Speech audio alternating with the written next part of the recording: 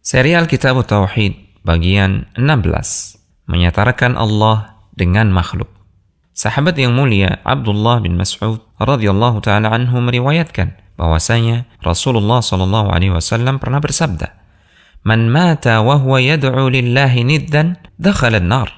Siapa yang mati dalam keadaan pernah menyeru selain Allah dalam doanya, maka pasti ia akan masuk neraka. Hadis ini diriwayatkan oleh Al-Bukhari dalam sahihnya. Hadis ini juga diriwayatkan dalam Sahih Muslim dengan lafaz, "Man mata yusyriku billahi syai'a dakhala an-nar."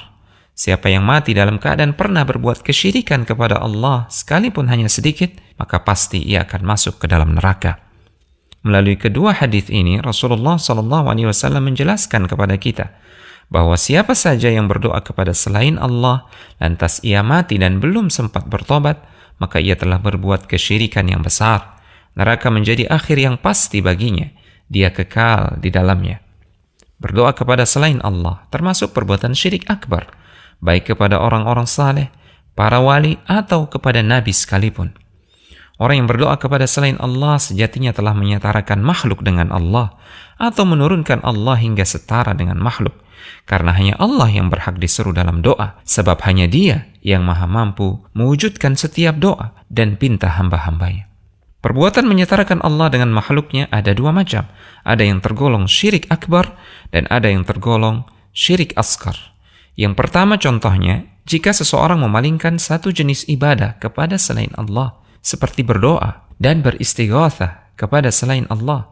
Di samping berdoa dan beristighatsah kepada Allah, dia juga berdoa dan beristighatsah kepada selain Allah. Berarti dia telah menyetarakan Allah dengan makhluk dalam keberhakan untuk diibadahi. Ini termasuk syirik akbar yang bisa mengekalkan pelakunya di dalam neraka.